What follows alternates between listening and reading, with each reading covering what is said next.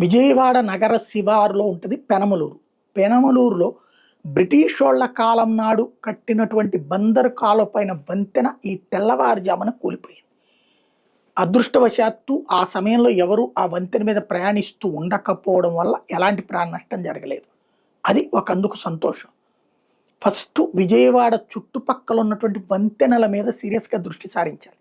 ఎందుకంటే దశాబ్దాల క్రితం కట్టినవి ఉన్నాయి, అదే సందర్భంలో పాడైనవి ఉన్నాయి.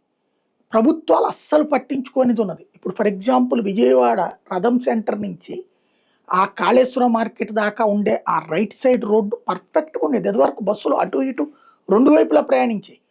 అప్పుడెప్పుడో రోడ్డు కూలిపోయింది. ఈ రోజు వరకు మళ్ళీ రోడ్డు నిర్మాణం అట్లా చేయట్లేదు. అదొక సమస్య. అలాగే కాళేశ్వరం మార్కెట్ దగ్గర నుంచి అటు తుమ్మలపల్లి కళాక్షేత్రం వైపుకి వెళ్ళేటప్పుడు ఆ రైట్ సైడ్ చాలా దెబ్బతిన్నది, కాలువలో కుంగి ఉన్నది.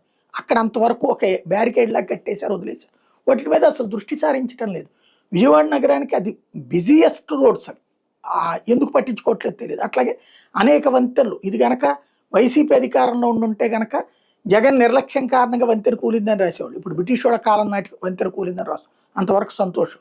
బట్ ముందైతే వంతెనలు ఇట్లాగ దెబ్బతిన్నటువంటి పెద్ద వ్యవహారాలు, ట్రాఫిక్ సంబంధించి కూడా ఇబ్బందికరమైన వాటి మీద సీరియస్గా దృష్టి సారించి అవసరమైతే ఒక నిపుణుల కమిటీ వేసి ఎక్కడెక్కడ రీప్లేస్ చేయాలో ఆలోచించి విజయవాడ మీద సీరియస్గా దృష్టి పెట్టాల్సిన అవసరం ఉంది.